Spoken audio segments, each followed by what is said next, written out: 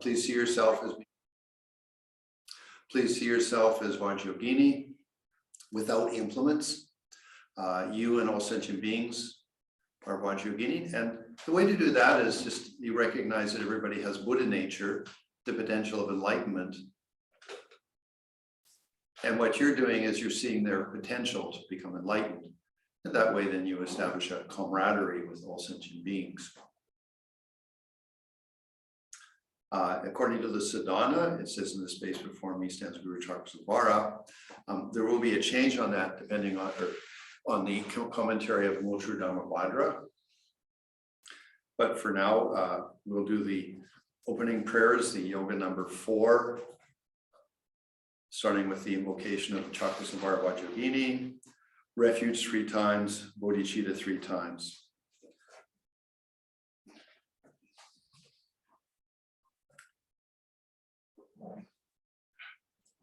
In the space before me stands Guru Chakra Vajra Vajra in union, surrounded by a host of the root and lineage gurus, yidams, Buddhas, Bodhisattvas, Dakas, Dharma protectors.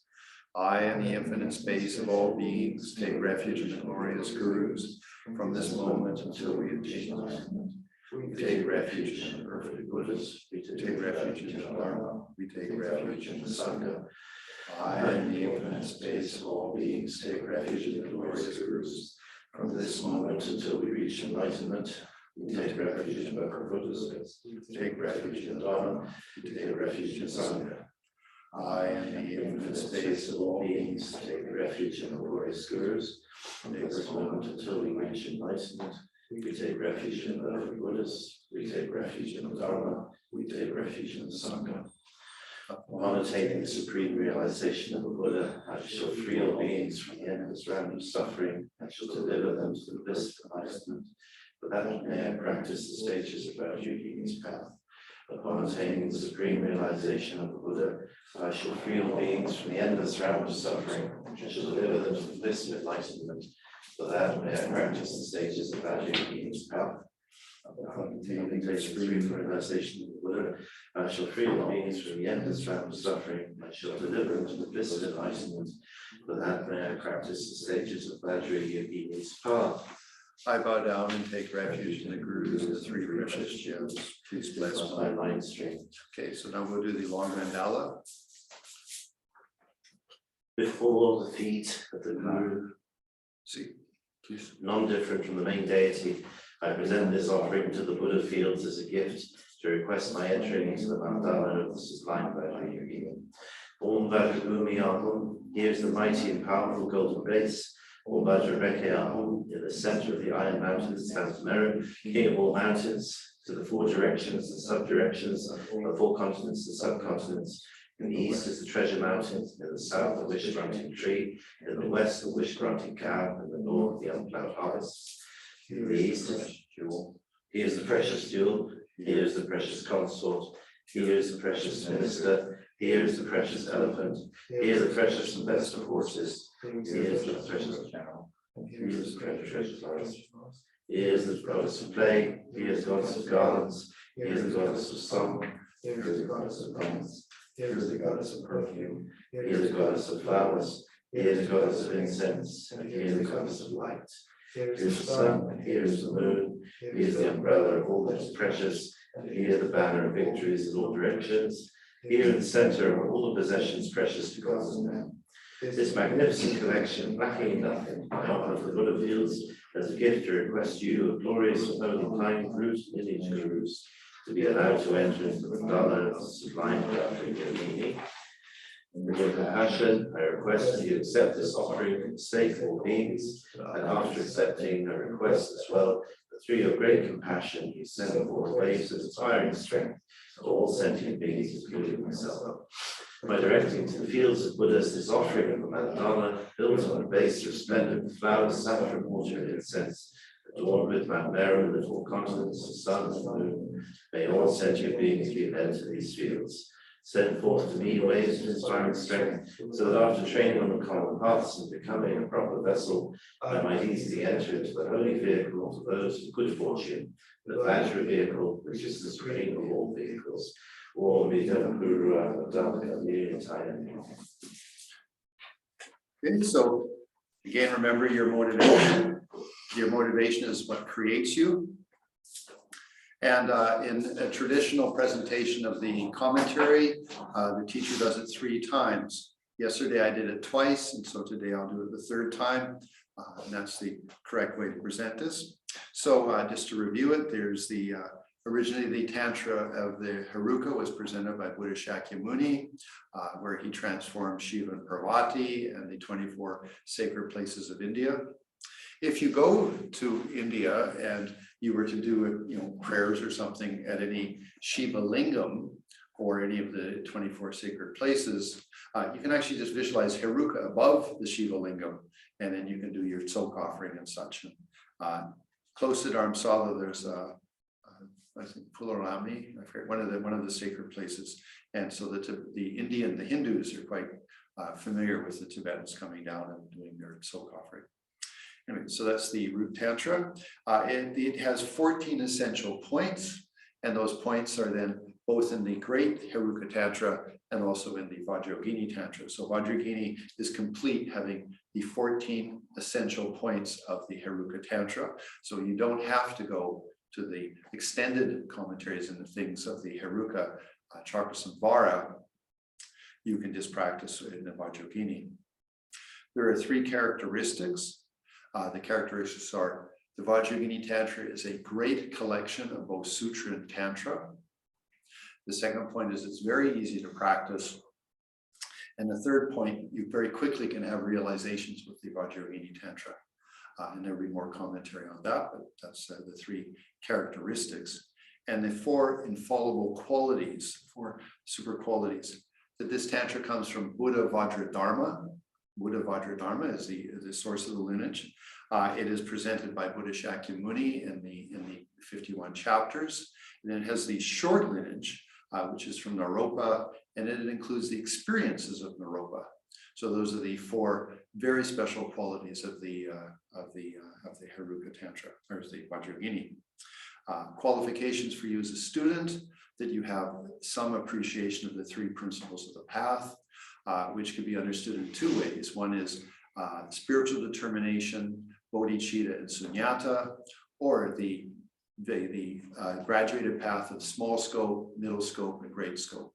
That's what's required for you as a student. Then you receive the initiation, which you all have, and then you have the study and practice, which is the first component of that is transforming death, bardo, rebirth. The second point is the stage of generation and the rough and subtle generation. And then the third point is the completion stage practices. Just a note, His Holiness the Dalai Lama says, at least 3 times every day, I do taking death, bardo, rebirth, and the meditation process. So he says, I'm actually interested to die to see what will happen. So certainly for ourselves, I mean, how fortunate that we have this opportunity to rehearse the experiences of death. I know in Mexico, I have several students who have had family members die in the last little while. And they said it was incredible to watch like the 4 gross elements, earth, water, fire, air, and to see how that progressed. And of course, they couldn't see the subtle elements, but they said it had a deep impact on them. And I would recommend that if someone's dying, you participate. Don't think I shouldn't visit them.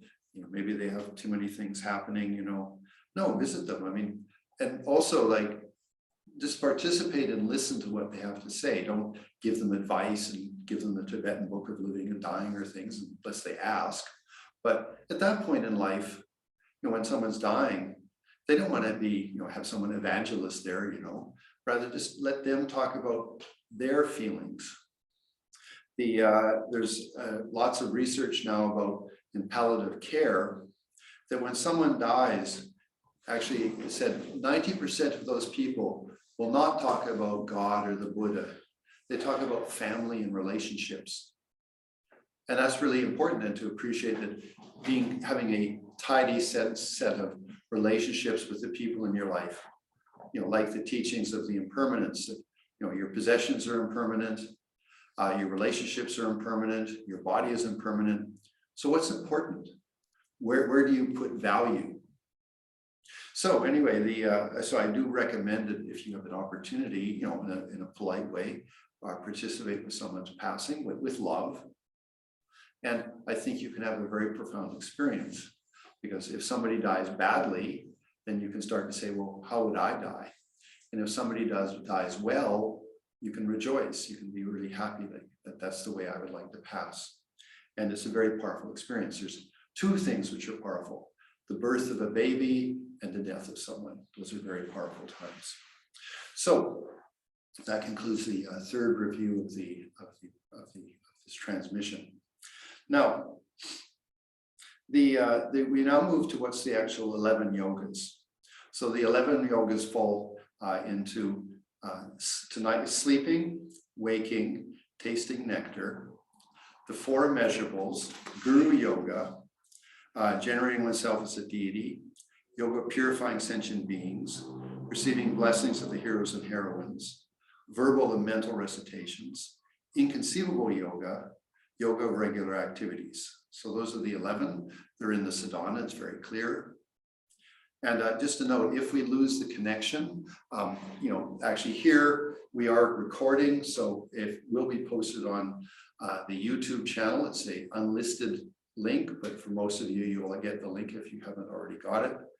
So don't worry if suddenly we go dead. It seems our internet connection is sometimes unstable. So just in case that happens. So these are 11 yogas. Now, in regards to the four immeasurables, the first, well, actually, I'm sorry, we should start off with the going to sleep. There are two ways to go to sleep at night, and the two ways are with form or without form. So it depends on your personality, what you prefer. But the one way is that you visualize your bed as being a huge lotus, and you have a red sun disk on it. But in this case, you adjust the light. You have a dimmer switch for the sun. And at the head of your bed, you should put the Buddha Vajra Dharma, and and stuff. You can see yourself as Yogini as you go to sleep. Okay, and then the technique is that if you are having trouble to sleep, you visualize the light of the sun as being low, but the sun is warm. Because it said that if you have the sensation of it being warm, and of course not too much light, your body relaxes more and it's more easy to sleep. If you are, let's say, having trouble to remember your dreams and such, you can have the sun is more light, and also it's much cooler. And that way then you can have maybe a better opportunity to hold awareness as you go to sleep. Interestingly, well, as you may know, of course, going to sleep at night is what's called a neutral karma. So by establishing a positive motivation, then you can make your sleep a virtuous time. I often teach in retreats that when you go to sleep at night, just say, whoever I meet in my dreams, may I benefit them. It's a very simple thing to do. But with the Vajrayogini practice, then you have the gurus at the head of the bed, you're Vajrayogini, you're sleeping, and again, the sun is either warm to let you relax deeply, or it's a little brighter to have better clarity. And then you go to sleep and you can say some prayers or something like that as you do it. That's the one technique. It's called with form. The second technique of sleeping is called formless. And what it refers to is that you could start off with the sun disk and then the Guru Vajra Dharma at the head of the bed and such. But you feel that the Guru Vajra Dharma absorbs into you. Then you dissolve, and you can do the 8 visions at the time of death. All of the environment, it gets touched by red light. All of that then absorbs into you, or into the bed to you, the you to the reality source in your heart, rally source to the syllable bum, and then the lower part to the head of the bum, and then to the crescent moon, and to the dot of the squiggle. And that way then what you end up with is the your mind resting in clarity.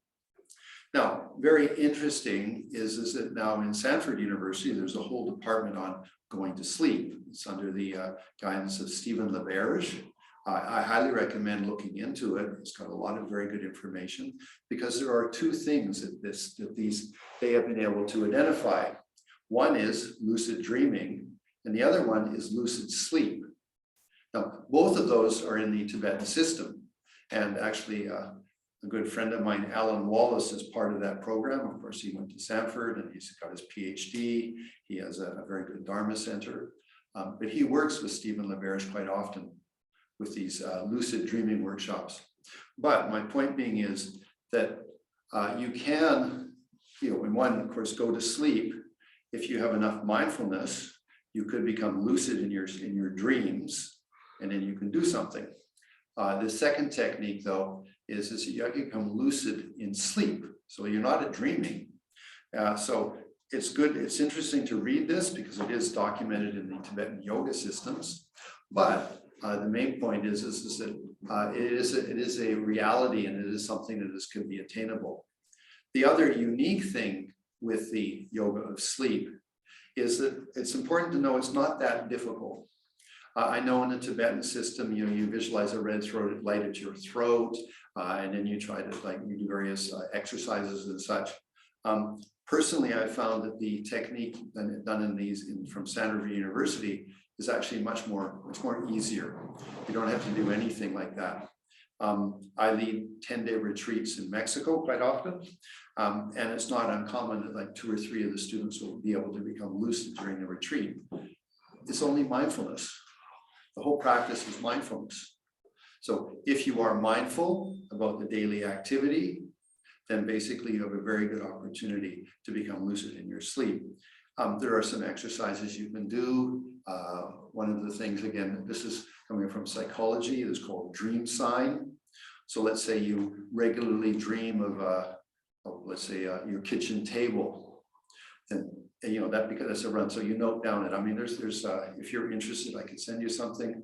I did do a YouTube video on how to have lucid dreams, so you can watch that. It's in my YouTube channel, John Bashaneman. But you note down the key things that always show up in your lucid dreams. It's called dream sign. Then every time, for example, you're at a table, you just say, "Am I dreaming?" And you test it. For example, in a lucid dream, you can push your hand through your table. So you put your hand on the table and you push. Of course, it doesn't go through because you're not dreaming. But by doing that and becoming familiar, then at some point in your dreams, you might see a table and then you go, "Oh, I wonder if I'm dreaming." And then you put your hand through the table and then you go, "Wow," and you can become lucid, clear. And these are just minor points because it's not part of the actual yoga. That's more in the 6 yogas of Naropa. But one of the things is that if you try to control a lucid dream too much, you will lose the vibrancy of it. If you don't control it so much, the lucid dream can be unbelievably vibrant, like more vibrant than this present moment that you're listening to this audio or this video. So anyway, so that's lucid dreaming. It's not complicated. The key factor is basically mindfulness. The other thing, which is called lucid sleep, is basically you go to sleep, but then you rest in sort of the state of consciousness. And so then, again, if you do long retreats, sometimes you might be able to have that experience periodically. Again, it's not part of this particular yoga system in the sense that it's part of the 6 yogas of Naropa, but I mention it as something that you could sort of work towards. So the yoga of sleep, you have with form or without form. And again, just always motivate that, whoever I meet in my dreams, may I benefit them. Obviously, between the two, lucid dreaming is a little easier than lucid sleep. But again, don't try too hard, where then you end up with massive insomnia and then you can't sleep at all. So that's the yoga of going to sleep. Then yoga of waking. Now you have the 2 techniques. If you are waking in sort of from the yoga with form, And one thing that's very nice is you can take your cell phone and basically you make the alarm with your cell phone, and then you can record chanting the mantra. Or maybe you have some friends with beautiful voices and they can go the Om Om Om Sarva Buddha Dakiniye Vajra Vajra Chaniye Om Om Om Be Be Be. So chant it 2 or 3 times, maybe in the background they can ring little bells. So when you wake up from your cell phone alarm, then you immediately have the sense of Yogini. And say, so that would be one thing that you could do. But when having woken, when you try to get out of your bed, it's just an exercise of mindfulness. Try to put your left leg down first. And of course you can walk. When you go to the bathroom, open the bathroom door with your left hand. Just an exercise of mindfulness. This is a left hand tantra. So therefore always putting emphasis to the left side is part of that mindfulness exercise. And after that, of course, if you are right-handed, you'll tend to do things more with the right hand, but on occasion you can try to just sort of remember left hand opening doors or whatever. So with the yoga of form, the waking of form with form, you basically wake up to the sound of the Daka Dakinis singing in the space around you. You are on your lotus, you wake up. You could absorb the Buddha Vajra Dharma into you if you wished at that time. Anyway, but then you get up, you have the wish to be of great benefit to all sentient beings. And again, left foot first, left hand for the door, bathroom door, a variety of other things. That's how you would arise with form. In the spontaneous version without form, they say it's like a fish suddenly jumping out of a lake. It's a lake that's completely calm, and then suddenly there's a fish in the space. So that's how you would awake in the yoga of waking. Without form, is just out of the Dharmakaya, you manifest quickly and suddenly. So that's the second technique. And we will talk about Dharmakaya and such in a little while. But so those are the 2 ways to do it. Again, having arisen, manifested as Vajrayogini spontaneously. Again, left leg first out of the bed, then you go to the bathroom, left hand first on the bathroom, or whatever activity you do, you try to always start a little bit with the left hand. So that's the yoga of sleeping and the yoga of waking. And it just incorporates, you may be familiar with the mind training techniques, where you bring all phenomena into the path. And so this tantra is wonderful. It's got great opportunity to continuously be able to try to do that. Bring all phenomena, bring all activity into the path. Okay, so that's the first 2 yogas. The next yoga is a chasing of nectar. And so it's not explicit that you should do this first thing in the morning. It can be when you start your session, but the nectar, it's your inner offering. So remember, last night when you went to bed, you were the deity. This morning when you woke up, you're the deity. When you're tasting the nectar, it's from the previous day that you had the nectar, so you taste it. And the technique for that is with your ring finger of your left hand, you take a little nectar, you touch the base of your hand, the base of the index finger, base of the baby finger, and in the center, and then you taste it. And that's creating a little reality source in the palm of your right hand, and your left hand is doing the nectar. So that would be the technique for taking nectar. And something, if you watch the practice session of Vajrayogini that we did from, we did one this morning from 10 o'clock to 12 o'clock, and we did a second one from 2 o'clock to 4 o'clock. In those 2 sessions, and I went through the sadhana and gave a lot of little pointers, but in a light way. So in a more detailed way, the inner nectar, if you get the proper relic pill, so there's 2 sources. One would be the source coming from the Sakya lineage. It's perfectly acceptable because is the original lineage holders. The other relic pill is coming from the Gelupa and coming down from the great masters through to, for example, Trichung Rinpoche and such. Now those relic pills, and for example, Lama Zopa made them back in 1984. He made a huge volume of them and published a big, like 3-page piece of paper with all of the sacred ingredients within them. And so these pills, just to give you a simple example, if there was something from Jesus Christ, whether it was a piece of cloth he wore, or maybe some of the crucifix or something, I mean, people would be so emotional if that was really like they could have a piece of that, if you were deeply Christian. Well, it's exactly what we have in Buddhism.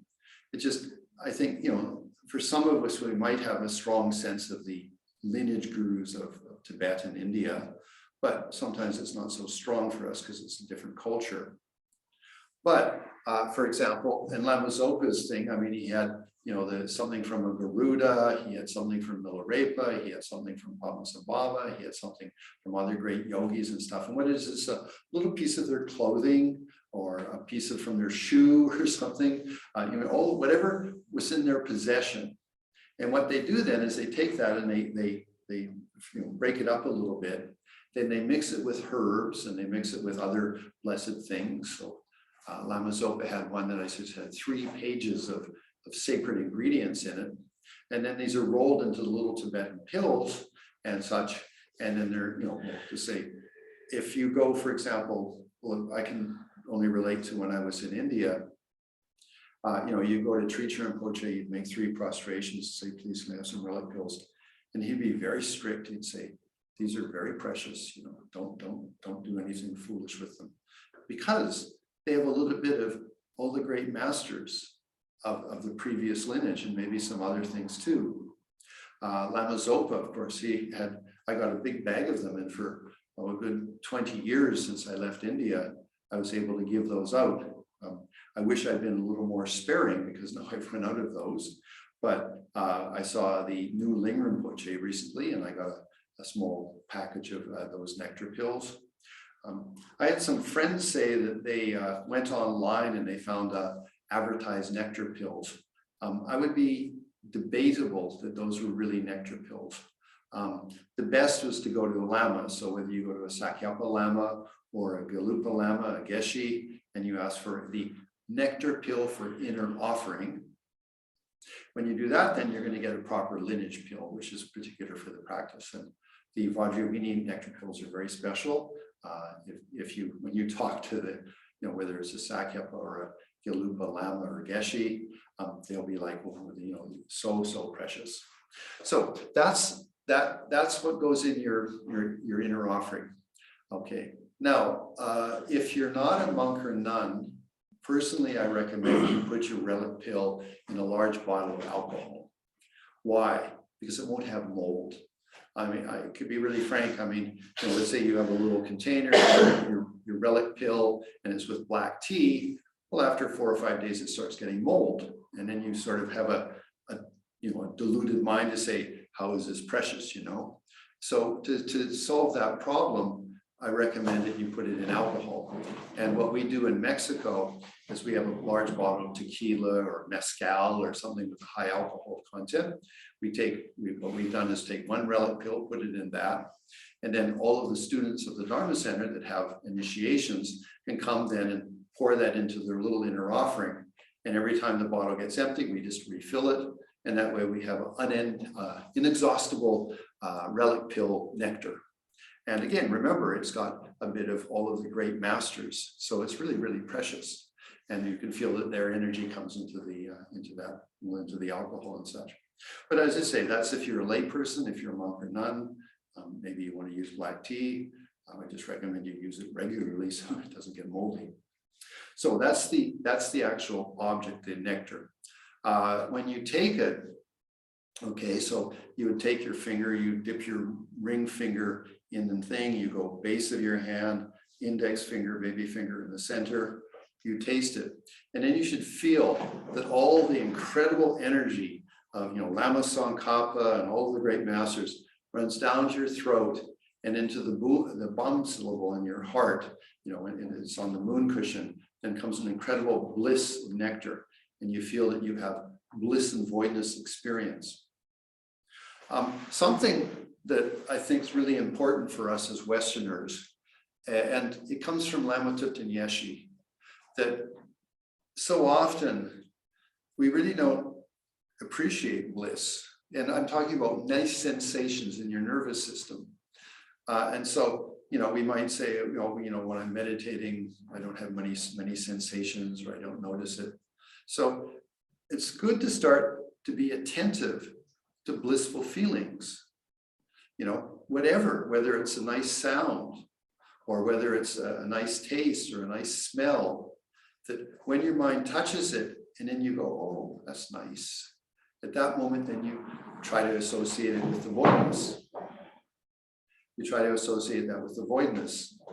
So the thing is that in that way, then you start to recognize blissful sensations, because it's not like blissful sensations are somewhere next week. They're in your body right now if you develop sensitivity. I mean, there's always they say the small print when you start to learn to meditate. Yes, you'll have a better memory. Yes, you'll have better manage the stress. Yes, your immune system will improve. I mean, there's many documented realities of just doing mindfulness meditation. But in the small print, it says you will become sensitive. And so therefore, it will be difficult sometimes to have sensitive feelings come up and you don't know how quite to deal with them.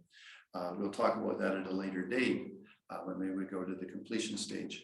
But the main point is that so often we just sort of run through the sadhana and we don't really let ourselves feel bliss.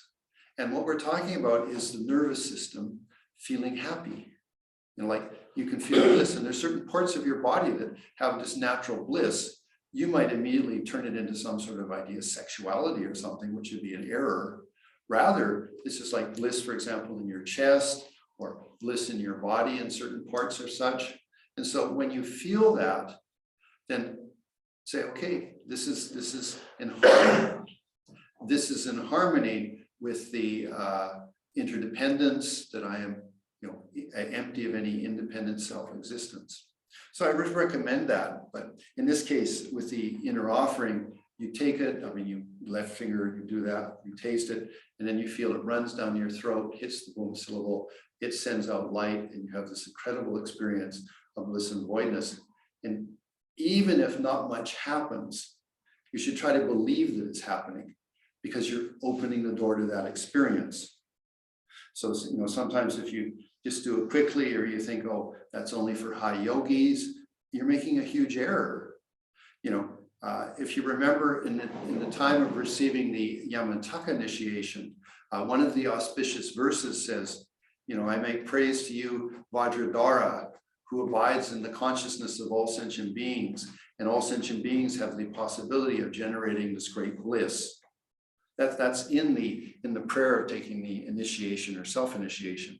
So all of us have the potentiality of great bliss, but I think sometimes it's important we slow down enough that we start appreciating it, but not for self-indulgence, rather for mixing it with appreciation of bliss and voidness. So we have then the first three yogas: sleeping with or without form, waking up with or without form, then tasting nectar, and feeling that you have the support of Lama Tsongkhapa, all the great lineage masters, and Sempa, Mochu Dhamma Vajra, Pavanka, Tricham Rinpoche, Lama Zopa Rinpoche.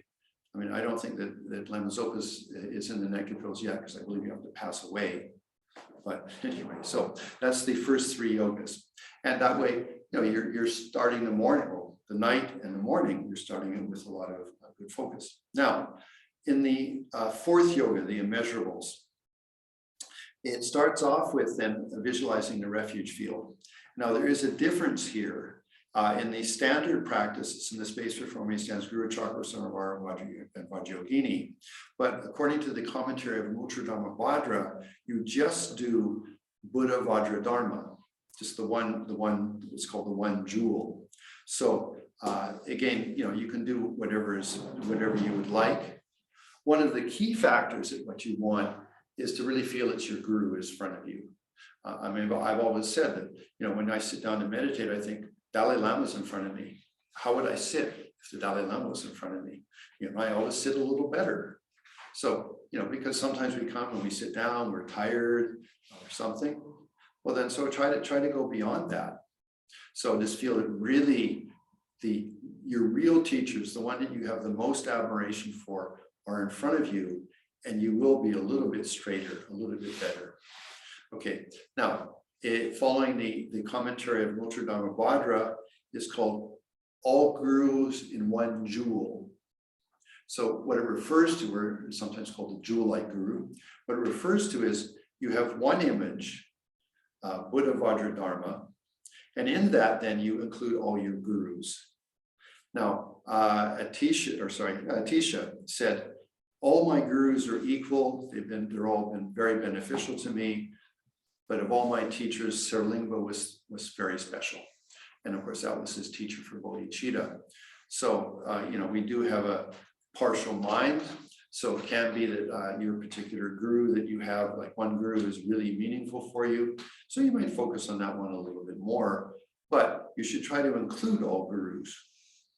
I remember Geshe Ngawang Dargye, when he was first teaching this, he said there was one monk, and I don't remember he was a student of who, but he tried very hard to guru yoga. He never had any experiences. And then finally, he went to his teacher and said, I'm trying hard, I have all this thing, but I can't, nothing's happening for me with my guru yoga. And he said, well, if you miss somebody. So he went through and he went back and thought about it. And one of his first teachers was a woman that had taught him the Kakaka, the Tibetan language. And so therefore he started to include her, and then suddenly all of his practice became very alive. So we do have, generally speaking, our Dharma teachers, but sometimes we can also have a deep appreciation for our more mundane teachers. But anyway, the main thing, of course, if you're familiar with what's called three fields, the field of compassion, the field of benefit, and the field of quality. Well, the field of compassion are all the sentient beings who are suffering. The field of benefit is your mother and your father and all of your mundane teachers. The field of quality is all the Buddhas and the Bodhisattvas, all of the spiritual teachers. So in this case, when you're doing the Guru Yoga, all teachers in one jewel, Buddha Vajra Dharma, then they try to feel that they're all there. And then when you do that, feel that it very much is the field of quality. Sometimes it's interesting. Can you say that fast how many gurus you have? It's an interesting question.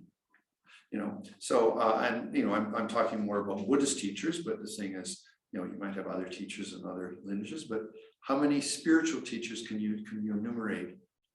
I'm at 26. I can, teachers that I've received transmissions from and such. They're from different lineages, Sakya, Gelu, Nyingma, Kagyu. And even actually I've translated and done work with Bon Lamas, and they're very fine teachers. So, if they have bodhicitta and sunyata, they're worthy of veneration. So anyway, that's the all gurus in one object. It follows the commentary of Notre Dharma Vajra. But as I say, you can also do that easily with Guru Chakrasamvara and Vajrayogini. It's not necessary to exclude them and such. Generally in the field in front of you, you have in the center, Buddha Vajra Dharma. On one side, you can put Dharma texts, which are in the color of gold. On the other side, you can have other Sangha members or such and things. Around you, you can have all sentient beings, your father on the right side, your mother on the left side, family members behind you, people that are difficult for you in front of you and such, and you try to see them all as as Vajrayogini. I personally find that's too much for my meditation, so I just feel connected with all sentient beings. I try to think I'm perceiving all sentient beings have Buddha nature, and therefore they have the potential of being Vajrayogini. And so you see them that way. So you have either the extensive mandala, the object of refuge, or just the simple one, some Dharma text, maybe some other yogis or Dakinis on one side. You can have some rainbows in the space before you. Now, that brings up another question.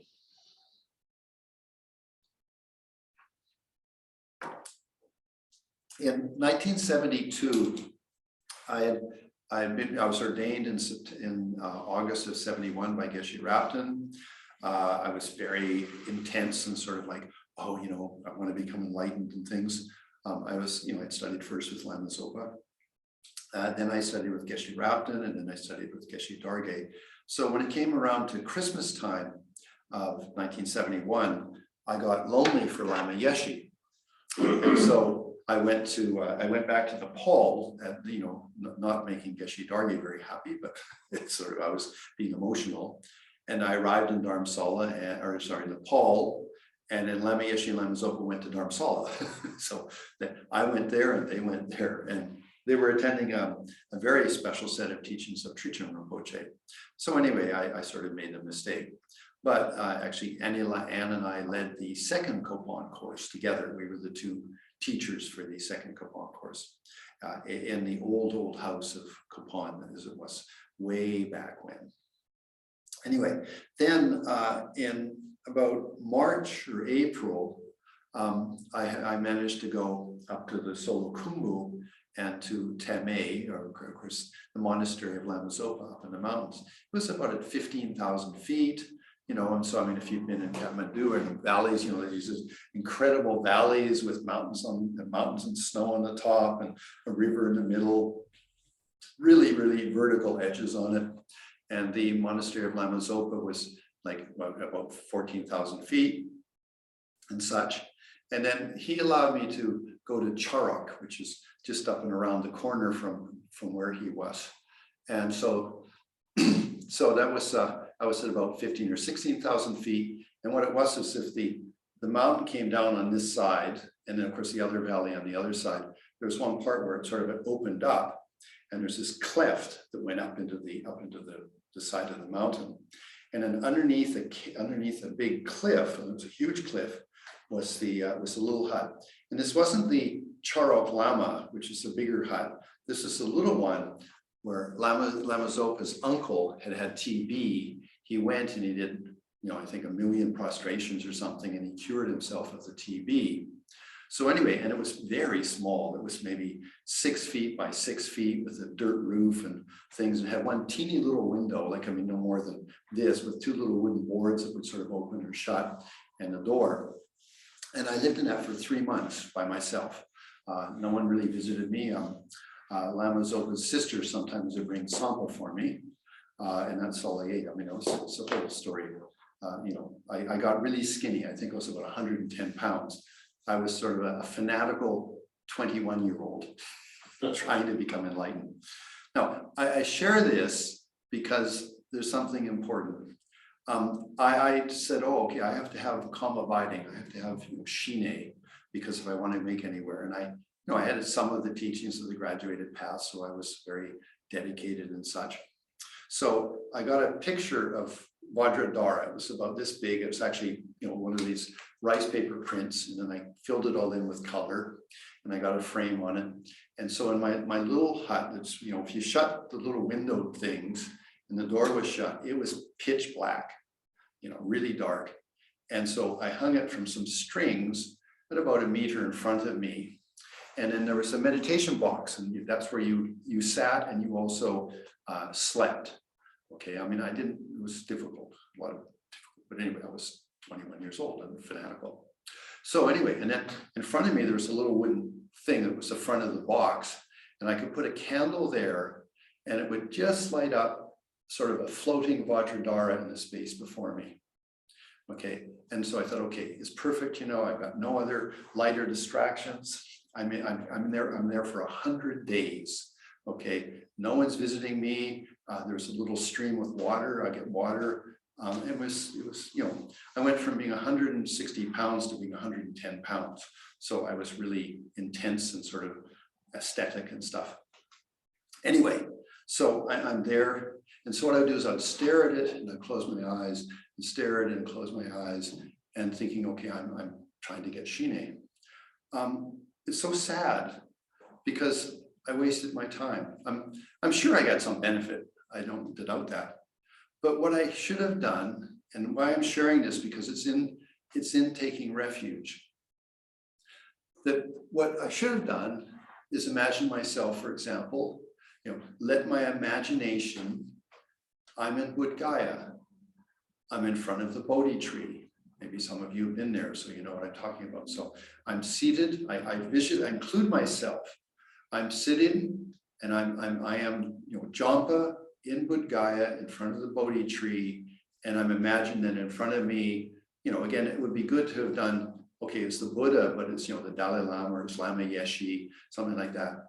And then I would have held that. And I mean, even now I can do it so easily.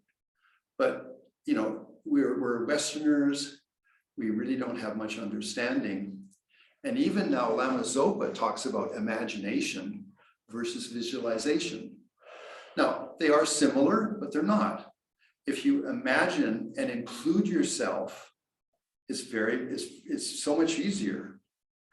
So I spent 100 days doing that. As I say, I must have benefited myself in some way, not the best I could have. And then actually Lama Yeshe came up to the monastery and stuff. And so here I am, I'm so skinny and thing. And there's even pictures, there's some pictures of that. Massimo Corona was there and some other people. Anyway, Lama Yeshe came up and I was so excited. And I went to him, I said, well, I just finished a 100-day of retreat, 3 months in a little hole in the ground doing this, like, well, what can you tell me? And he said, okay, remember it. No, remember it. No, he said this, remember the experiences. And now I understand that, we shouldn't have some sort of fanatically crazy mind. If we have a good Dharma experience, remember it each day and it becomes part of your life. Anyway, but again, we're really young. I mean, at that point, Lama Yeshe had maybe 5 or 6 students, it was the thing. I mean, I became his secretary for a little while. I wasn't really suited for it, but very close with Lama Yeshe. We went to Delhi together, and then we changed $5,000. And when we went to Dharamsala, and then he walked to Shida Retreat Center with the help of Piero Cherry. Anyway, so long time ago, silly stories, but my point is, we're talking about taking refuge. So I bet you sit there and you think, okay, I'm in my altar room, and then, Vajra or like chakras and bars in front of me. Okay, you can do that. But I would recommend, especially if you've been to holy places, that you say, I'm in that holy place. You invoke that holy place.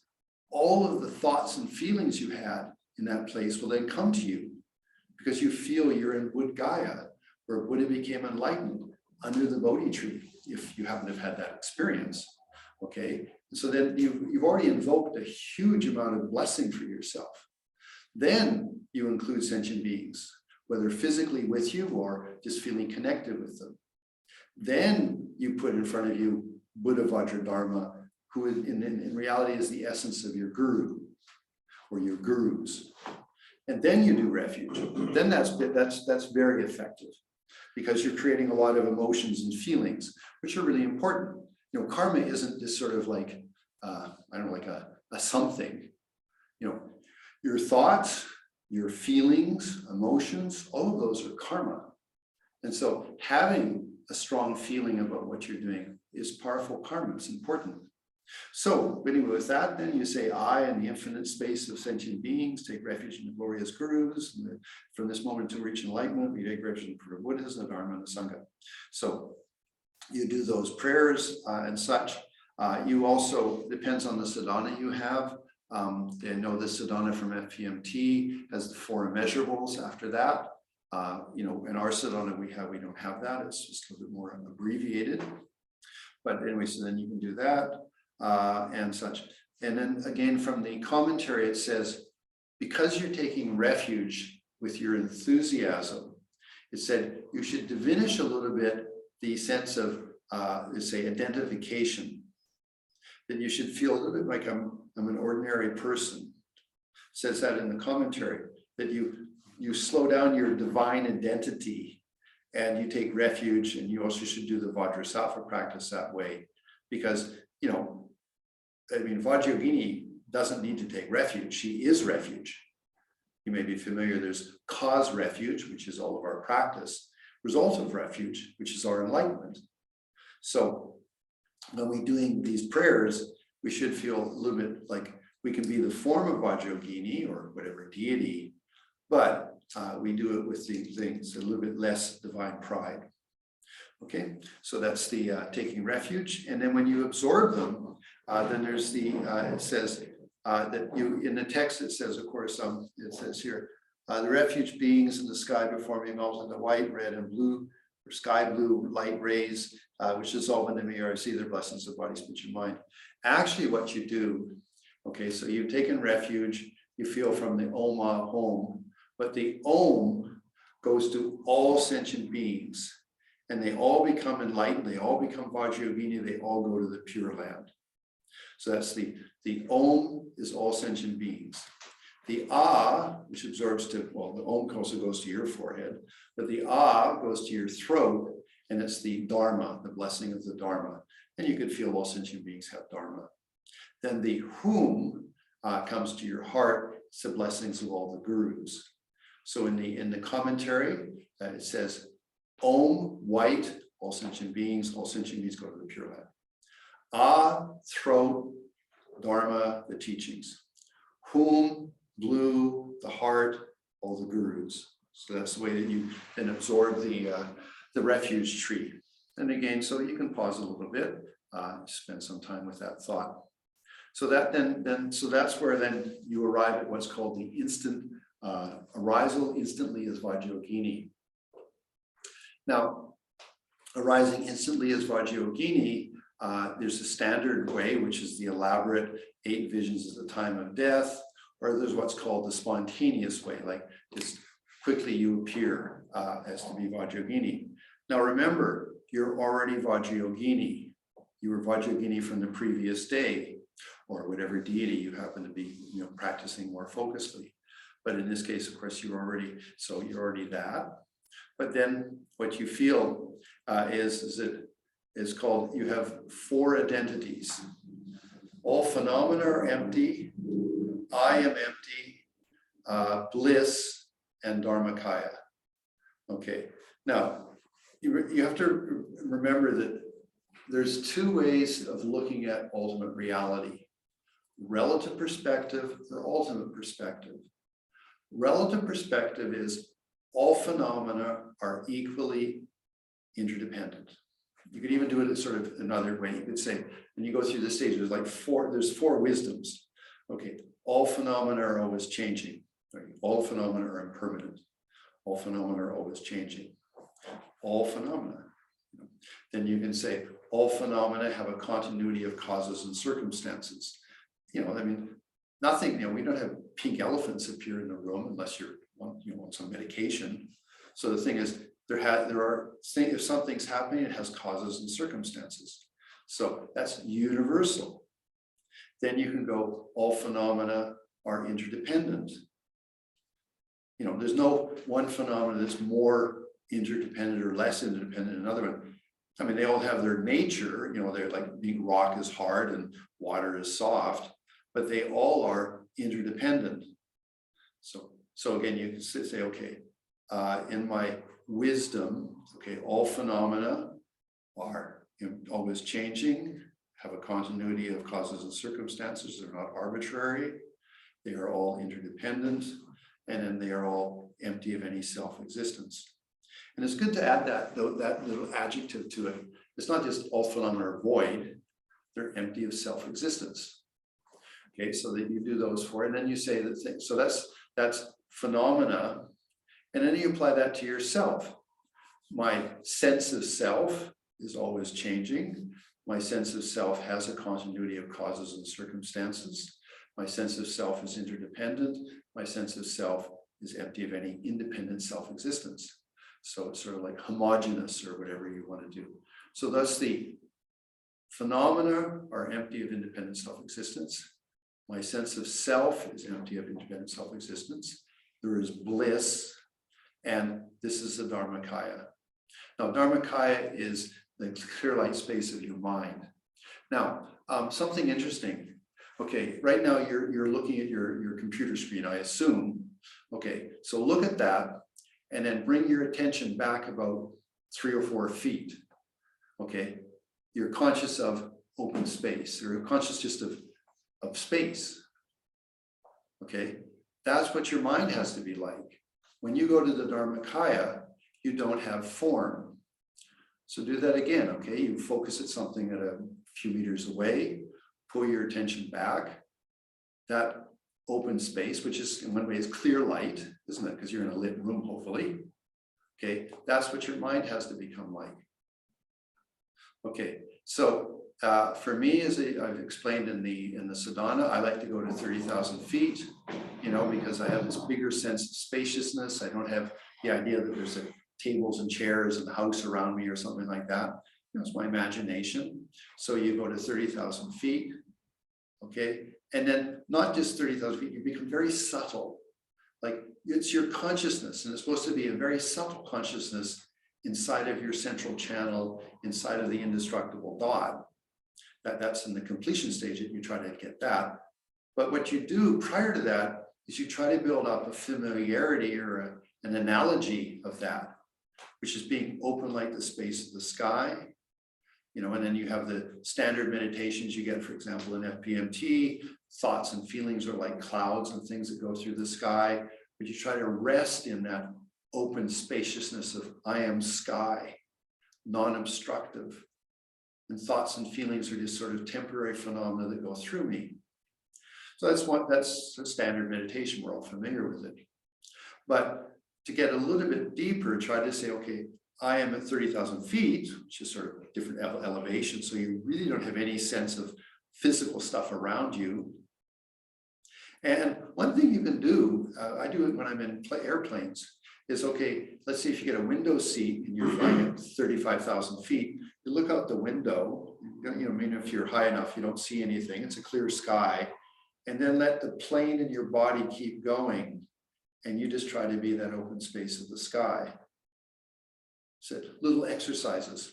For example, in the Nyingmapa tradition, they often do, you go to the top of a building or to a cliff and you lie in a certain position where there's no physical things around you. You can't see anything. You can just see open space of the sky.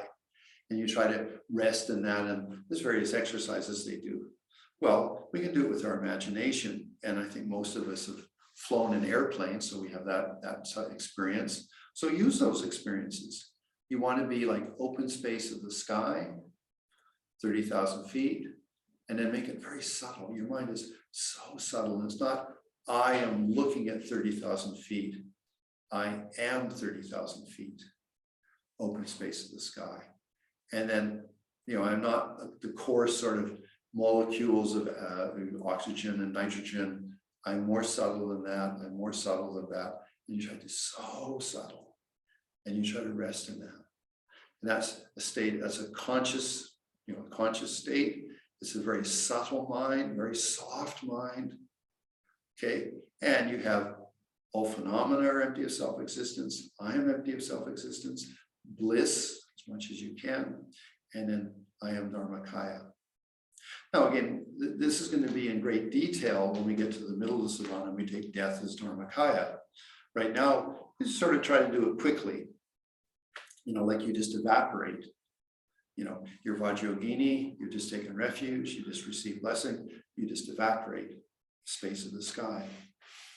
Okay, so then you do that and then you say instantaneously. So generally you would say at that 50,000 feet or 30,000 feet, here's a syllable bum or bum, okay?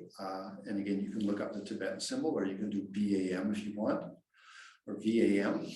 And then that's your Sambhogakaya, that's your astral body. And then boom, then suddenly you're Vajra. And the feelings you have is that if I'm just a very subtle state of consciousness, I can't help very much. So I become, you can say that your consciousness in that open space of the sky gets a little coarser. So then you produce the astral body, the illusory body. And that's for the benefit of sentient beings. Very important to have that identification. The only reason we manifest is to help sentient beings. So we're Vajra. And then that's still not quite helpful enough. So then we become Vajra, the physical form, the Nirmanakaya. Again, coarser level of consciousness, fully manifest for the benefit of all sentient beings. Instantly I rise as a venerable Vajra. Now, okay, we've been going for 1 hour. I'd like to have a 10-minute break. You don't have to sign off. We'll just pause the video the recording of the video, and you can go to the bathroom, because if we were doing it in the full Tibetan tradition, I would talk for 3 hours and you cannot go to the bathroom. Or maybe at the hour-and-a-half mark, you would go and have a cup of tea and go to the bathroom very quickly and you run back in. That's the way I received it from Chichen Rinpoche. But anyway, so we have just a, let's say, 10-minute break right now. Relax, go to the bathroom. We're only pausing the video being recorded. We will not close the channel or anything. When you come back in 10 minutes, we just turn on the recording again. So we'll have a break. We'll stop the video, but the call will be on. So Yeah, you keep the call, Yeah. we just stop the video. Yeah. Okay, so we'll break for 10 minutes. Thank you very much. Okay, mute. All ready. So we've now become the Venerable Vajra Yogini and such. Try to identify that, like, you know, as Vajra Yogini, I am for the benefit of sentient beings. My form appears for that reason. Although, you know, the form of Vajra Yogini, I mean, behind me, I mean, she's ecstatic, she's in ecstasy. I mean, the body, the position of her body, her chest is forward, her arms are up. You should allow yourself to feel those emotions. I mean, it's, you know, the stretching down of the right hand with the cleaver, the reaching up with the right hand. You know, those are, you can almost call them like Tai Chi movements. But, you know, feeling actually, you know, you can do it physically, but of course, what you want is that, you know, mentally, emotionally, you have those sensations and such. And then it sort of wakes you up, and then you feel, okay, I'm for the benefit of sentient beings. So the Tantra is very powerful in that way. So we have then, we have then all phenomena are empty, I am empty, bliss, and Dharmakaya. That's the 4 things. Now the inner offering is the actual blessing of it. Now you would have blessed it the previous day. So in the morning when whenever you do your session, you bless it the second time for that day. When you first have it, now in our Dharma center, we just have little glass jars with have a little lid on them. They normally have marmalade in them or something. We use those for our inner offering because you can travel with those. They're like very small. They seal really well. I've had one for like 12 years. It still doesn't leak, you know, and I open it every day. So those are good choices. And then, as I said, you have a bottle of like tequila or whiskey or vodka or whatever you want. You put the relic pill in that, and then you just continually refill your little bottle. All the students of the Dharma Center can do that. And then when that bottle's empty, you just fill it back up with more alcohol. And as I said, that alcohol is for the, you know, if you're a layperson, it's fine. Even if you have precepts, because it's a sacred substance. Now, the inner offering. Kandaroi hum hum pe om sabo ashudo sarvadharma sabo ashudo hum. Okay, Kandaroi hum pe, you feel that you send out little offering goddesses. They go to all its sides and everything and remove all the interferences. And it's called, sometimes it's called the 4-face mantra, but that refers to Heruka Chakrasambhara having 4 faces, and you feel that his 4 faces all say the mantra and they go in the various directions. The actual ones you send out are little Kandarohi, they're little dakinis, little spirits, and they go to all the directions, the 4 major, the 4 minor, above and below, and all interferences are scared away, and then they all come back in your heart. It said that's very important that you send out energy from your heart, you pull it back into your heart. It's helping to open your heart chakra. So that's always important to send and absorb back. Okay, so that's the Gandaroi Hum Hum Pe. And then you do Om Sobo Ashudo Sarvadharma Sobo Ashudo Hum. Now, what I like to do with that mantra is I sort of allow my imagination to go, like I have a huge paintbrush, and I go, all phenomena is empty, and then so am I. That's sort of the way I like it. Just sort of, it's the way that I sort of try to get everything to be clear. Now, you can do whatever your own imagination makes you feel like, but it's sort of All the phenomena are pure, and so am I. All the phenomena are pure of independent self-existence, and so am I. So it's the all phenomena and my sense of self, all that. And so the Sobawa is Om is my body, speech, and mind are integrated. And that applies also to Kandare Pei. Om is the same meaning. My body, speech, and mind are integrated. The Buddha's holy mind is integrated. You know, and how does that work? Well, for us, we can have a certain thought, our speech and our body are doing other things. Like maybe you want to hurt somebody, but you're so sweet in your speech and you're very polite in your action. That's disharmony.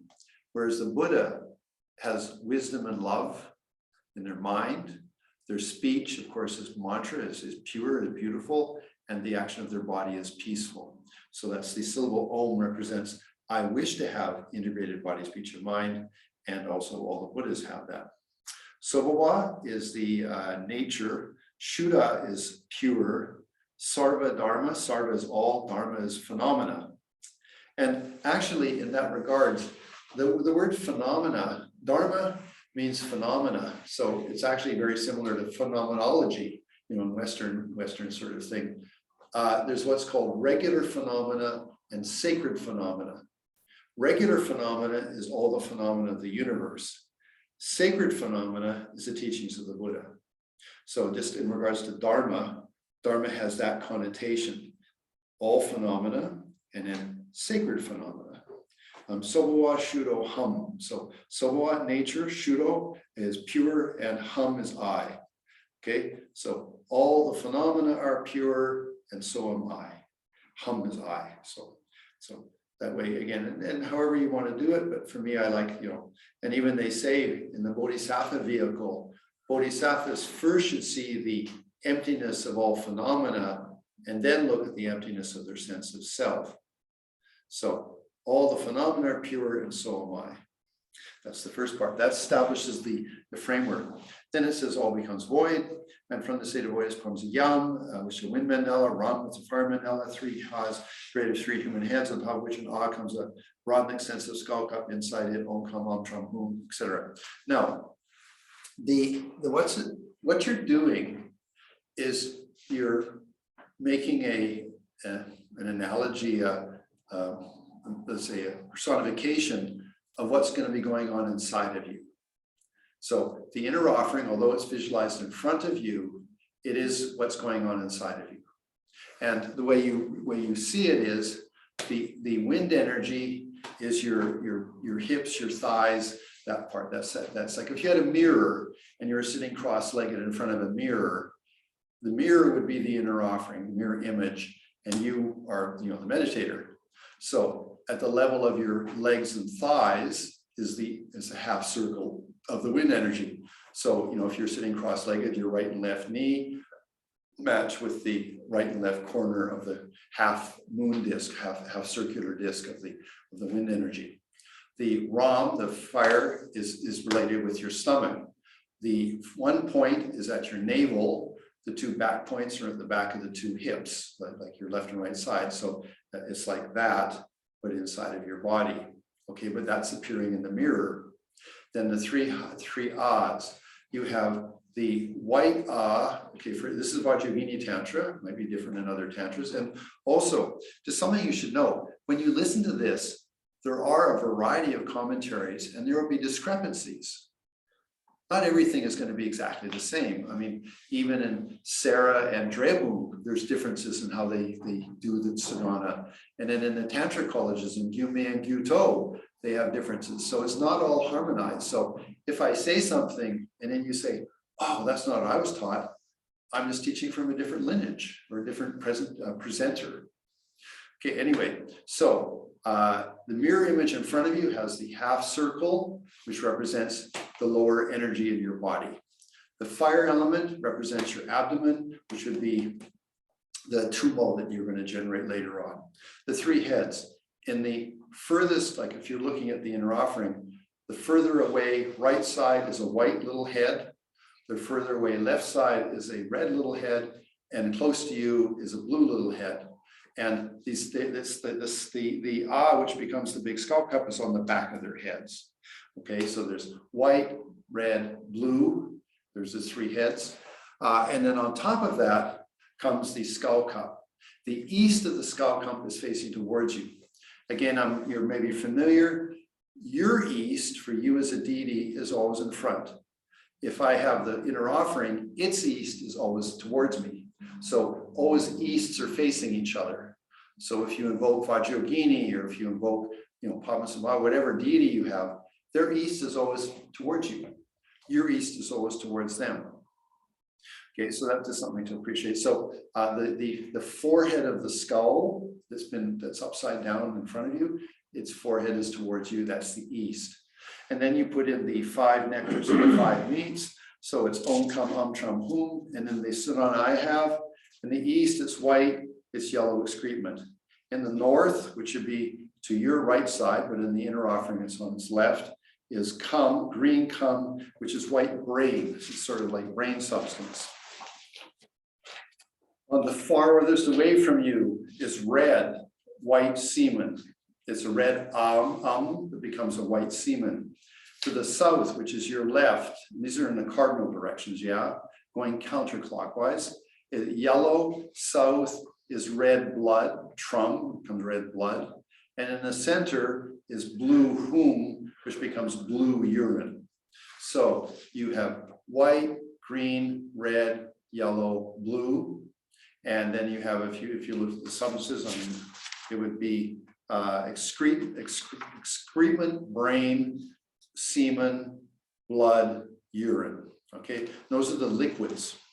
Then comes the 5 meats. Now they're in the intermediate directions. So southeast again, this east, south is going to that side. That becomes a white, that's a white lum that becomes ox meat.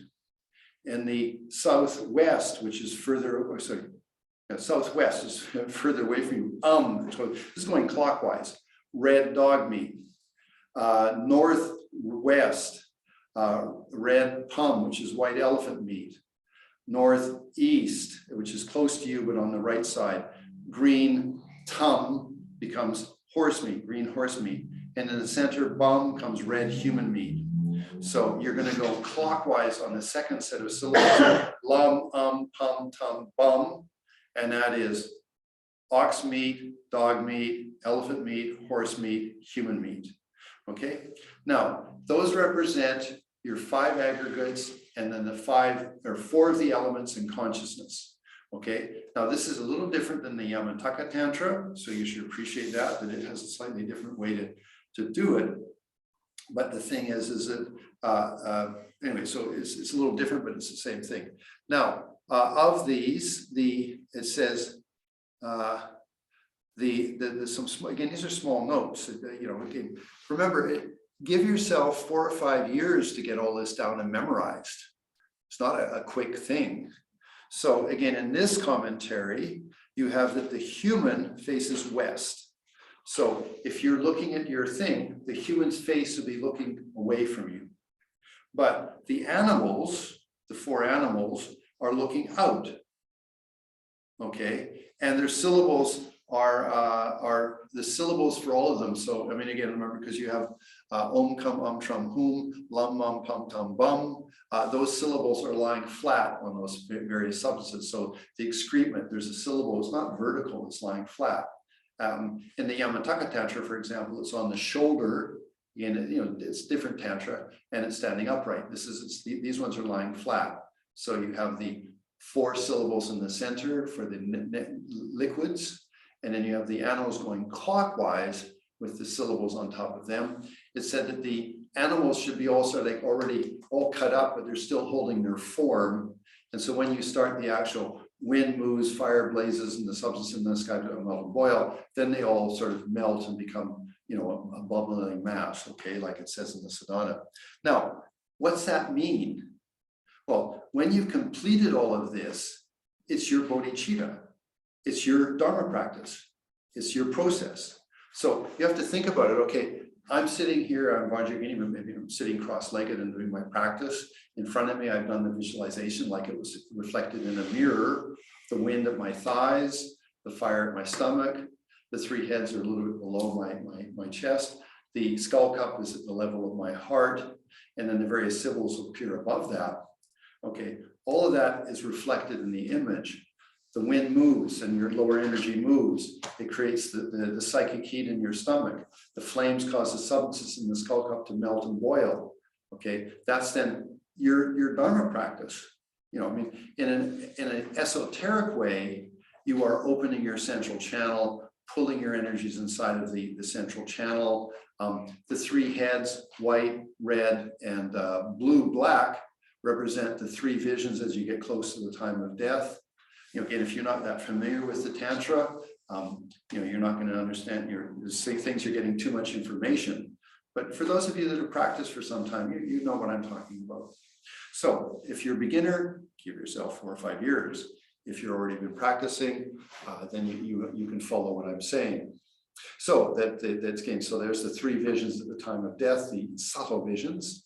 And then inside of that's the skull cup, which will then have all of your aggregates, who you are, your form, feeling, perceptions, thoughts, and consciousness. And then the four elements are earth, water, fire, air, consciousness. Those are the 4 liquids, and the 4 meats are the 5 skandhas. So that all that gets cooked. So you're completely transforming your earth, water, fire, air consciousness. You're completely transforming your form, your feeling, your perceptions, your thoughts, and your consciousness. All of that's going on in the skull cup. So it's symbolic. Okay. Then all the subjects become the color of mercury. Now, personally, I find that interesting because if you study Western alchemy, they always want the quicksilver. They talk about that. Where for here, I mean, this goes back 2,500 years of practice of Tantra, that it turns into mercury, quicksilver. So it's sort of intriguing. But anyway, the point is that it has that color. So everything becomes that. Then above these, I'm sorry, first off, I'm sorry, okay.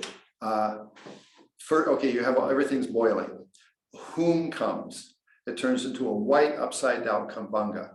Now this Kambanga is different. Like Padmasambhava's Kambanga has 3 points on it. This has got a Vajra on the 2 ends. So if you look, there's images available. So Vajra at the bottom, Vajra at the top, and then the various things in between. It's upside down. It's white. It falls in, circles counterclockwise 3 times, and slowly melts and dissolves into it, and then it becomes the color of mercury. Okay, so that's that. Then comes 3 garland strings of the Sanskrit vowels and consonants stacked one on top of the other. They transform into Om Ah Hum. Now, what that represents is 3 complete sets of Om Ah E U Ri Ri Li Li Ki Ki Ka Ka Om Ka Ka Ka Ka Sa Sa Sa Sa Sa Ta Da Da Da. Now, again, if you're new, that's overwhelming, but basically it's the 50 vowels and consonants. I think there's 34 consonants and 16 vowels to a total of 50. So there's a branch of white, there's a line of blue, a red, and there's a line of blue. Okay, so they become Om Ah Hum. Light rays emanate and hook back to the nectar, wisdom nectar from the hearts of all the Buddhas, Vajra heroes, and Yoginis, the 10 directions. Their wisdom nectar combines, and the nectar in the skull cup increases and becomes inexhaustible. Om Ah Hum, Om Ah Hum, Om Ah Hum. So, okay, so the energy moves, the fire blazes, the skull cup melts and boils. Okay, that's your level of your heart. That's all of your aggregates, who you are, and your 4 elements and conscious. All of that is getting transformed. A white Kambanga appears above that. So like if you were sitting up nice and straight, it falls in, circles counterclockwise 3 times and slowly dissolves into it. And that whole thing becomes the color of mercury. Then you could say a total of 6 lines, but 3, 3, and 2, 2, and 2 of white, red, and blue of the vowels and consonants. And again, if you don't know what the heck those are, don't worry. Just say, okay, 3 lines, double lines, and they go boom, and they turn into Om Ah Hum. And then it said by the boiling of that, the Hum melts and falls in, goes counterclockwise. Ah melts and falls in and goes counterclockwise. Om melts and falls and then counterclockwise. And then when you do Om Ma Hom, and this is very important. Geshe Darge talked about this all the time. When you do Om Ma Hom, you feel the problem of your day goes in the inner offering. You feel that whatever is your issue of this week or this month. And what you're doing is you're saying, this is my Dharma practice. This inner offering represents both in a general way, the transformation of my 5 skandhas, but in the completion stage level, the opening of my central channel, the 3 visions at the time, the 3 subtle visions at the time of death, finally arising in the clear light. That's the profound completion level meaning of the inner offering. And so that represents my practice, my general practice of generation and stage. Me being Vajra Yogini, I am bodhicitta, I'm working for the benefit of sentient beings. And then the ultimate side where really I transform myself and attain enlightenment in my indestructible dot and my chakra. So when you're practicing and you're really sincere, you should really feel, okay, I just, the wind flays, the fire blazes, the substance comes up, melt and boil, the Katvanga, the Om Ma Hom, okay, it's all blessed, it's inexhaustible. This represents, bodhicitta, the nature of reality. It's everlasting bliss. And then I go, Om Ma Hom, because I'm putting my practice into that. And it gives you perspective. I mean, so often we have a delusion and we just sort of like, oh, I'm bad. I lied to this person. I did this, I did that, whatever. We have this sort of identification with it. What you want is perspective. Yeah, you did some stupid things, because you're deluded, whatever, but you are coming from Dharmakaya now. You're not coming from being a mundane person. So if you think of it in this terms, there's this sort of mundane you who's dealing with stuff. But when you come from Dharmakaya, you're up here observing that. So you have perspective. So when you do this, you try to be Dharmakaya. You can also use your first meditation of, my mind is like the open space of the sky, and the clouds and the butterflies and the birds are just the thoughts and feelings that fly through it. But I am the open space of the sky. That's also, you're gaining perspective. You're not over-identifying. In fact, in mindfulness meditation, one of the big things you learn is you are not your thoughts. Yes, you can be affected by your thoughts, but it doesn't mean you have to be eternally, everlastingly your thoughts. Your thoughts are just temporary phenomena. Now, if you get a really good experience, maybe you can have Dharma thoughts all the time. But the thing is, for beginners, no, it takes time. So the Om Ma Hom represents that. And so therefore, you now have consecrated your inner offering a first time. And what you would do, maybe I didn't mention, that when you do sit down to do your sadhana, you just open the inner offering, but you don't bless it. In the morning, you did taste it in the nectar, then you wouldn't have blessed it. Okay. Later, when you're doing your sadhana, you just open it, and that's when you consecrate it like you do now. When you do Om Ma Hom, you feel the problems and issues of the day, the week, the month, or whatever your life is, go in there, and they are being cooked in your inner offering. You are cooking them. Your Dharma practice is cooking them. Okay, so that's the inner offering. Okay, now we're going to stop there because it's been an hour and a half. Excuse me for the noise. And now you wanted questions. There's been things about questions. So I have a very good Dharma assistant who's going to read me the questions. You have to type them. Sorry, you can't turn on your microphone. This makes it a little easier for us. So think about your question, type it in. We'll give you a half an hour to go through this. Okay, and then tomorrow we will continue. Okay, so go for it. Questions, please. Or maybe you all went to sleep. Yeah. Could you explain the vow where you say eating feces and drinking urine and semen? Okay, that happened in the initiation. And that just refers to that I'm willing to go beyond mundane constraints. Now, it doesn't mean you're going to do those things. If you look at the soak offering, particularly of the Heruka, it says Brahmins and pigs are the same. So in India, that would have been a horrible thing to say. Brahmins are the priestly caste and pigs are they eat feces and stuff like that. And so the reason that you would do that is to say, I am abandoning the cultural pressures that would be there, racism, the caste system and such. So the same thing applies in this case. You don't have to eat those things, but what you're saying is, I'm willing to go beyond mundane sense of clean and dirty, up and down. I'm into the nature of reality. Okay, so that's what it means. It's not that you'd have to do those things. It just means I'm willing to go beyond mundane identifications and such. I want to go for the nature of reality. Okay. Okay, the next one is, can you specify in short, which I guess means explain, the three kayas? We're going to do that, but the three kayas basically, clear light consciousness is the Dharmakaya. Your astral body or illusory body is Samogakaya. Your physical form is a Nirmanakaya. So subtle consciousness, it's your Dharmakaya, it's your Buddha nature. When that becomes coarser, it can have then a form related to it. That's your astral body, your Sambhogakaya. And then when you have great compassion, you turn into a physical form. That's Nirmanakaya. Okay, Sean has written, how do we alternate between Yamantaka and Yogini with 24/7 practice? Okay, I would break them into two different practices. But okay, if you have lots of free time and you have a pension, go for it. Okay, morning is Yamantaka, nighttime is Vajra. That's the simple one. If you don't have so much free time, I would recommend practicing Yamantaka for 2 or 3 years. Try to do the retreat. It takes about 15 days to do a retreat of Yamantaka. And so do that for at least 4 or 5 years, 3 or 4 years, whatever, because that removes interferences, and do it sincerely. And, you know, because you got the initiation from me, I didn't give you a big commitment. And that's why I did it. I want you to be able to shift from one deity to another without having to, you know, to have so many commitments, you don't have any time to meditate. Or, you know, I mean, often we just reciting. Okay, so Yamantaka morning, Vajra nighttime.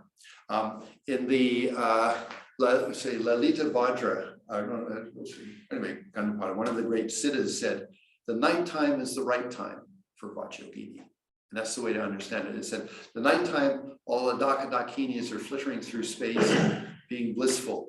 And that's when you want to do your Vajrayogini or Heruka practice. Morning is good for Yamantaka because I'm clear, I want to become enlightened, I'm working for the benefit of sentient beings, I'm dealing with my delusions. So that's the general way that they do it. But I would recommend do 2 or 3 years of Yamantaka, then shift over when you finish that on the retreat to doing Vajrayogini. That would be my general suggestion, as you wish. Okay, Kalm Zorhan asks, if you don't have the nectar pills, can you do the unit offering with plain alcohol or black tea? Yes. Letizia. Okay, well, just maybe the person couldn't hear. You should try to get an inner offering pill. It's like getting a little piece of Jesus Christ, you know, I mean, if you're a Christian, you know, it's really special. Now, you have to get them from lamas. Don't think that you can buy it online. I really don't think those are going to be accurate. So try to see a Geshe or a whatever. The lineage you really want is Sakyapa or Gelupa. Okay, and so try. Maybe it takes 6 months or a year to get them. I know of some people been asking their lama for upwards a year, and they say, oh yes, and they keep forgetting. So just be persistent. Your persistence will show that you're interested, but do it in a polite way. Until then, yes, water, black tea, or really water, black tea, or alcohol, whatever you want to do. I only suggest the alcohol if you have the pill, because you don't want it to get moldy, because then it doesn't look so attractive. But if you're not doing that, just water is fine, maybe better than black tea because you don't get any mold. Okay, so be practical. Okay, Letitia Franceschini asks, you said the 5, sorry, I can't read this. You said the 5 meats symbolize the 5 aggregates. Could you please say again what symbolize the 5 substances? Okay, they symbolize the 4 elements and consciousness. That is earth, water, fire, air, and consciousness. That's the liquids. The meats represent the skandhas. Now, that could possibly be changed. I don't think so. No, in reading the commentary coming from Vajra Vajra, the meats are always related with the aggregates: form, feeling, thought, perception, consciousness. There's consciousness again.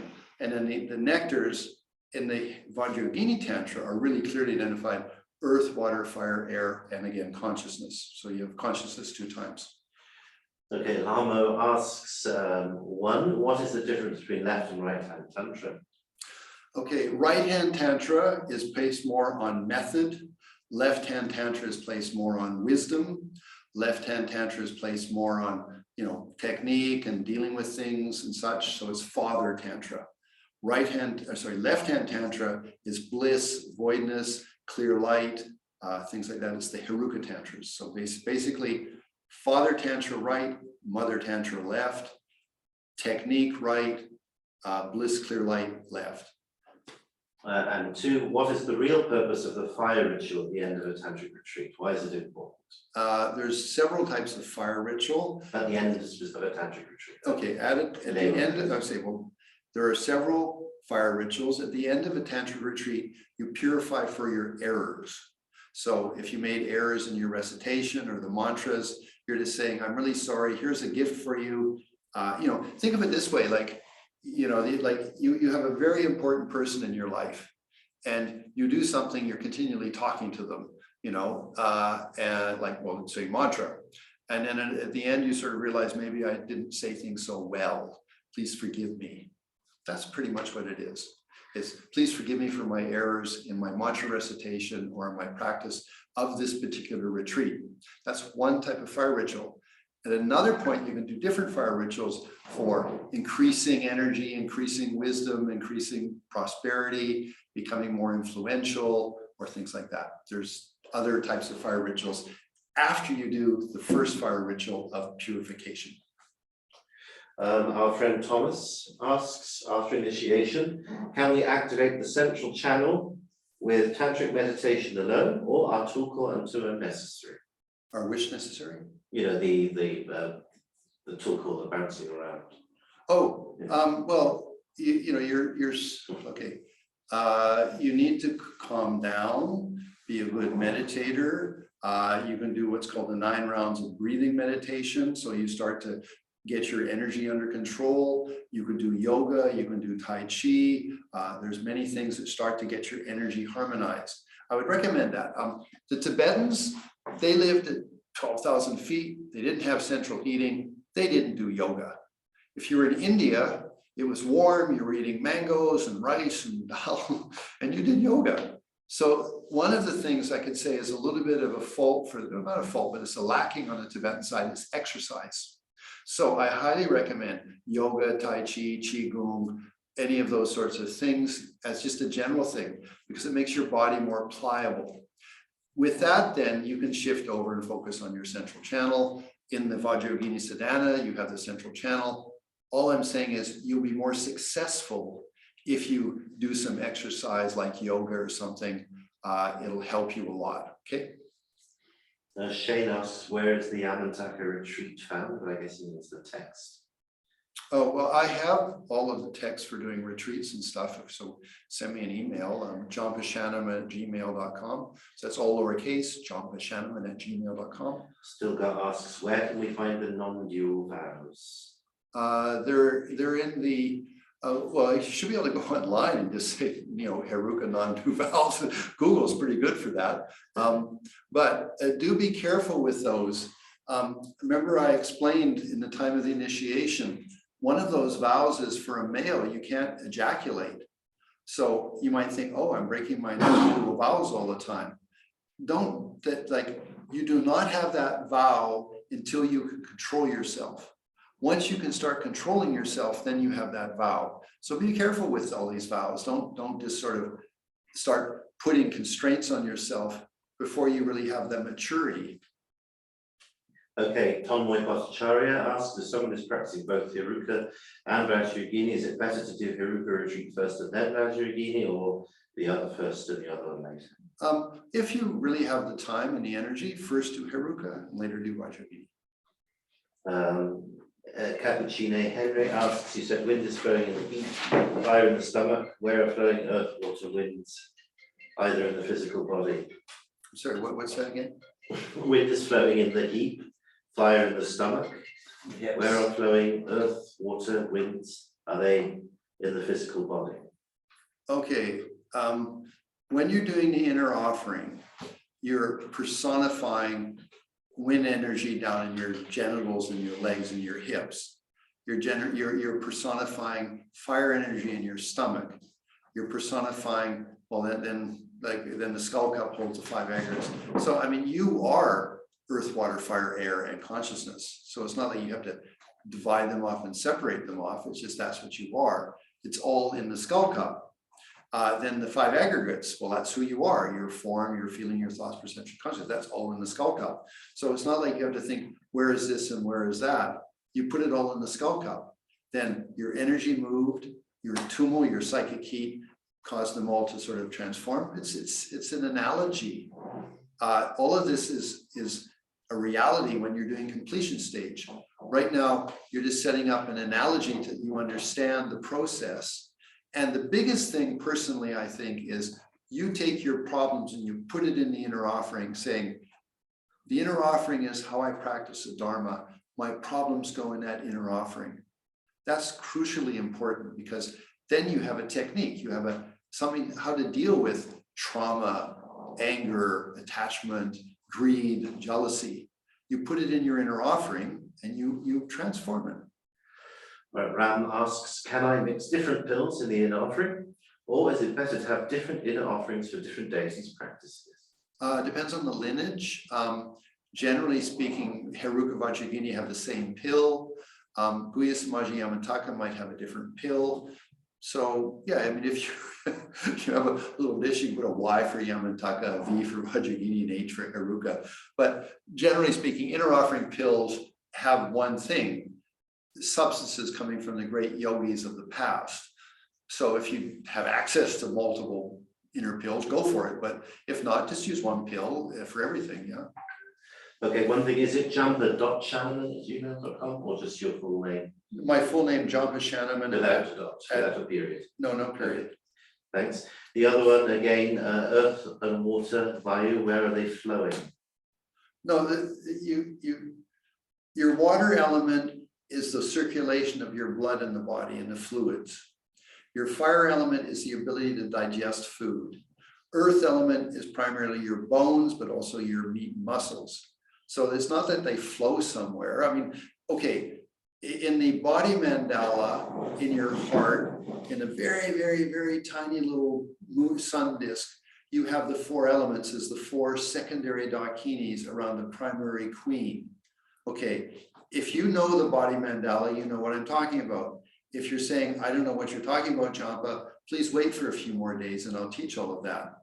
But basically, generally, your 5 aggregates are you. Your 4 elements are you sitting in this room. You don't have to think of where they're flowing. You know, that's not anyway, it's not necessary to think that way. Now, in the body mandala, you touch the root of earth element, water element, fire element, air element, which is in your very center of your heart. But it's like the DNA of those.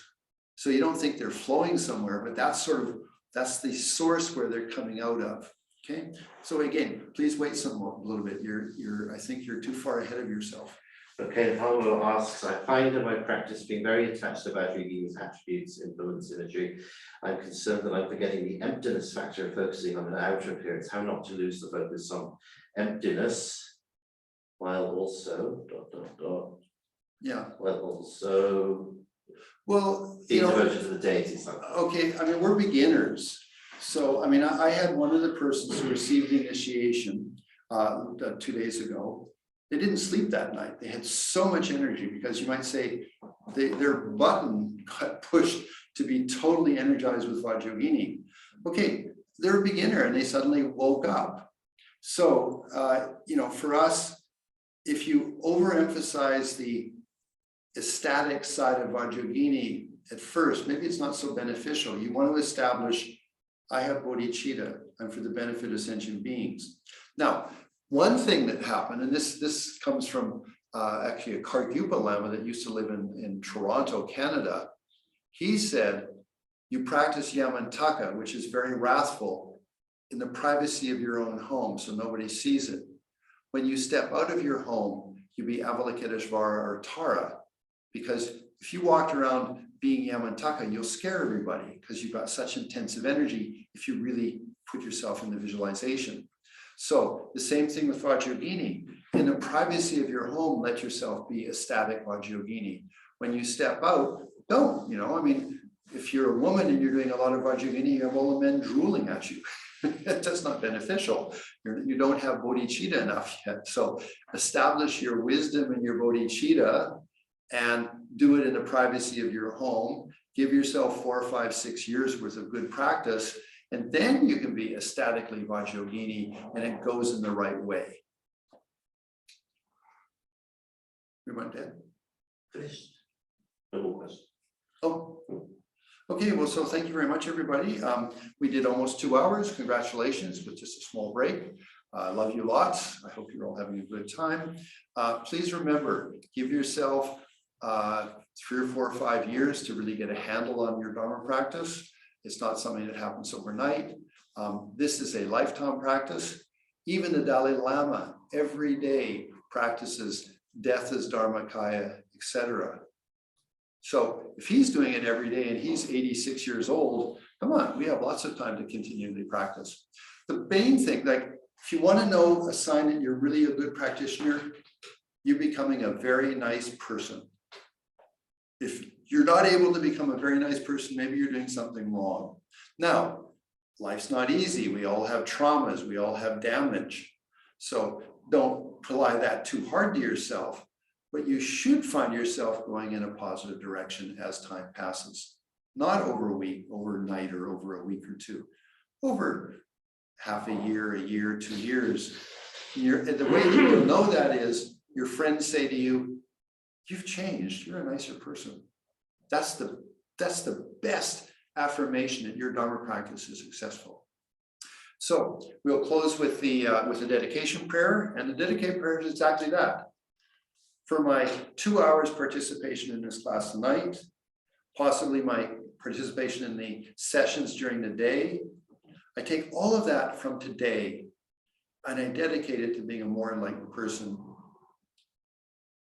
to finally becoming an enlightened person. And what's the meaning of that? So that I can offer something beautiful to all sentient beings. I dedicated also that all of the great masters are the source of these teachings, that may they all live very long lives, healthy lives, and be able to promote the Dharma. How sad it would be if we lost these teachers, so good to have them. And finally, may there be peace in the world. May the causes of violence and such be diminished. May things like that. Thank you very, very much. Love you lots. Take good care.